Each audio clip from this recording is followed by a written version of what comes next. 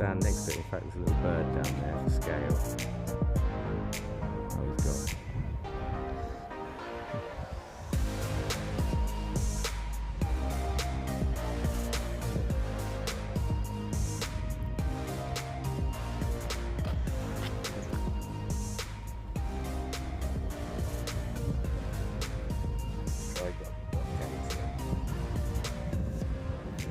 What's that behind there?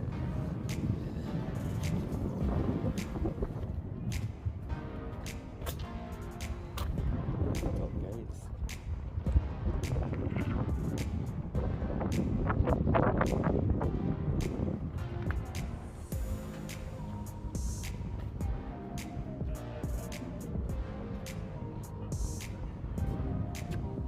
You have the fin. That house is the conning tower, and the conning tower is how you gain access to the bridge up there. But also you can see in that bridge area we have got some of the masts extended. Okay, those masts would normally be down. So the masts that you can see there are the attack periscope, search periscope, radar and communications. Okay, so we're going to go on board in a moment, just a few health and safety bits first. So when we go down the stairs, I need you all to turn around and go down. If you get into that first section and feel a bit claustrophobic in there, that is one of the larger areas. So if you do feel claustrophobic in that area, please don't go any further, okay? Because you won't like it. But if you're fine in that area, you'll probably be fine on the rest of the submarine. Okay. Oh, sorry about that. Wait, no worries. Yeah, that's exactly what I'm doing. Yep. As soon as you said we got to swing through, I thought, oh yeah, never thought of that. I better check my bags and camera in teeth. Yeah, no, we'll be all right.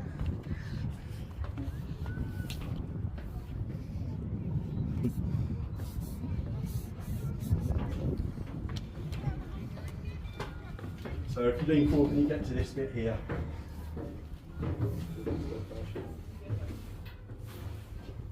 Oh, I see it.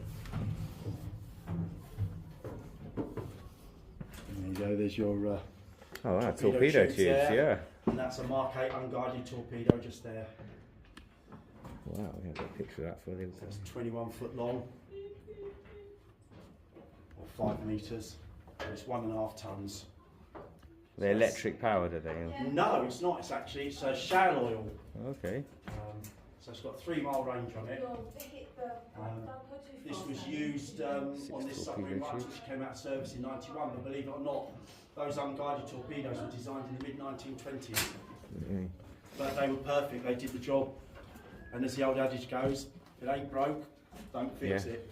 So keep it simple. they did have guided torpedoes on here as well, but the guided torpedoes that were around when she was in service, they were rubbish. They didn't like to use them, so they tended to use these ones more. I'm taking sunglasses because What we'll do is we'll move through to the next compartment so we can then make sure I see if everyone.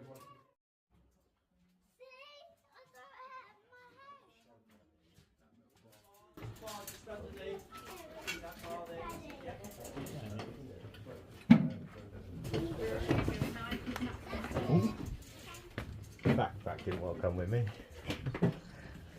So these bunks are actually 6 foot long. How tall are you? Yeah. 6'3". The last captain on here was 6'4". the pool's quite tall, isn't it?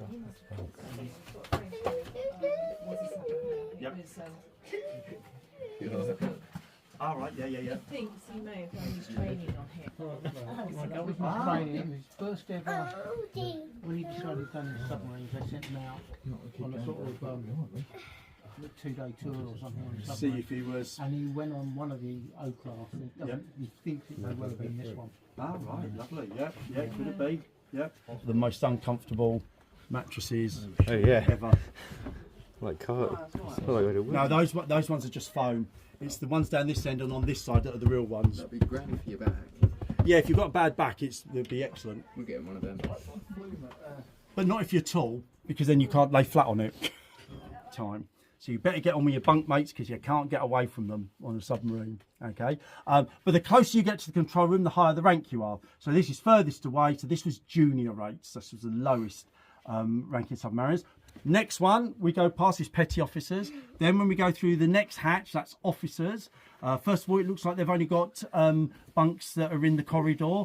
Yes, that's where they sleep, but they've got their wardroom. It's a separate room, and that's where they can eat and spend their free time, so they're not disturbing their colleagues when they're sleeping, unlike in here. And the wardroom is just on the left-hand side.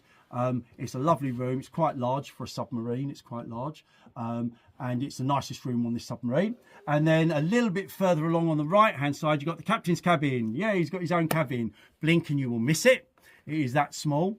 As I say, when you look at it, bear in mind the last captain was 6'4". That's 2 meters for people who use metric. Okay, so that poor guy couldn't stand up straight hardly anywhere on this submarine. Then we get into the control room. There would be 12 people in there at all times, but people would be walking through it all the time as well, because on the other side, that's where the heads are, or the toilets. There's only 3 toilets for all 69 men. 2 of them are for the men, 1 of them's for the officers. I'll let you guess which one's for the officers. Also on the other side is where the communications is, where the communications is, and also the galley. So they've got to walk through the control room to get their food, and then they've got to walk back through the control room to bring their food back to their mess area. Okay, so it's really quite difficult on a submarine. There really is not a lot of room for people moving about, but they learned how to do it. That takes you into the engine room. When you see those 2 engines, they are only there for charging the batteries, because this submarine is completely electric. Okay, so they're just battery chargers, and they're very, very large engines. And then we go through the very final hatch, which is another mess area, a bit like this, but it used to be a rear torpedo room.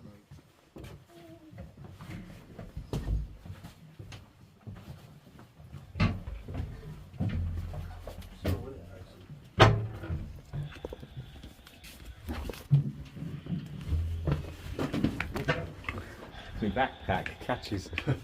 So that was the officers were here, just around the corner, but they had, mind you, they didn't go here.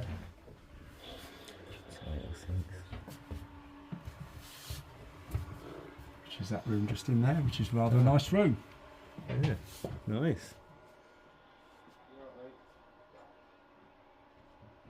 Oh, we got a bed there, yeah. And then this was the captain's cabin. And if you put your phone down then there, look that way, you'll be able to see the hole in the wall that they cut for his feet. Oh yeah. There's some of the batteries. And that's his cabin, is it? That little the bit. Captain's cabin, yeah. He's got his own compass, or direct, not compass. That was radar from there. And up to 91, yeah. And there's some of the batteries. Here's the control room. Down periscope. I think I better get out of the way.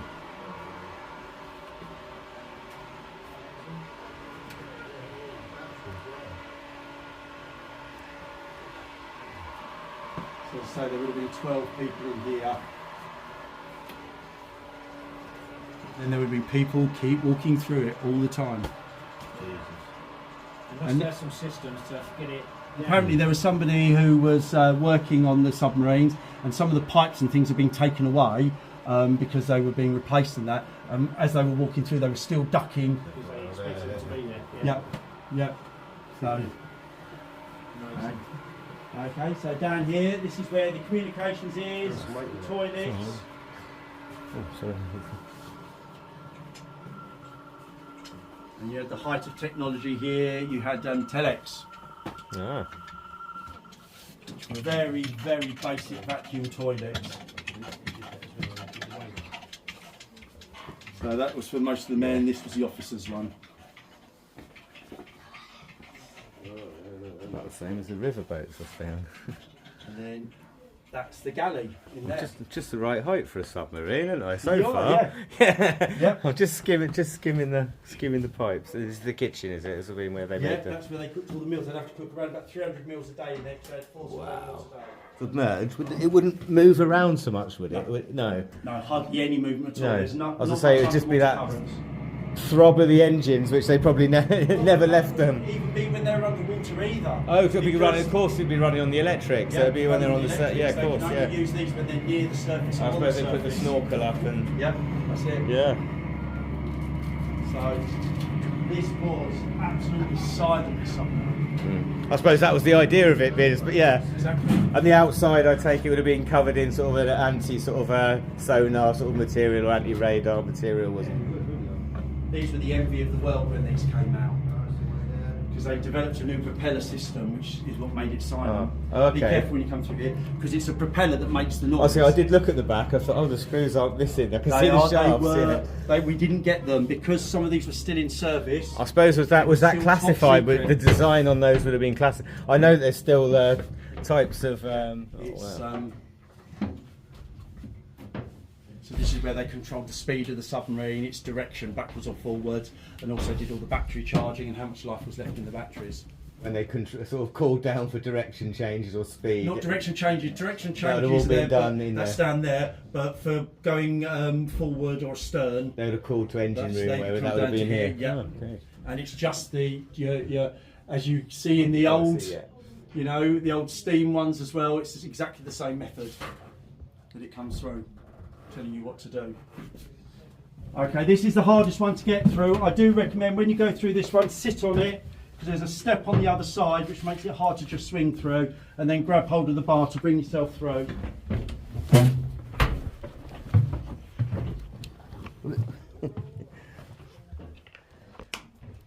Okay, I'm going to wait here because if anyone gets stuck, this is where they get stuck. But you can just carry on going down there, and then you've got the stairs that will take you up and off. If the gate's closed, it's not locked.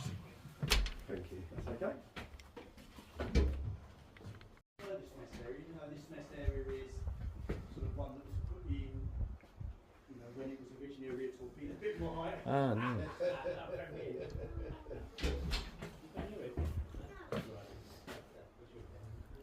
We said there would have been, when they had rear torpedoes in this, there wouldn't have been any bunks here. Amazing. That's it, yeah. Ready then? Nah, for sure. Do we go first or do you go first? Everywhere you look. Switches, dials, everywhere. Compressed air valves, causes like I have on the truck, push fit.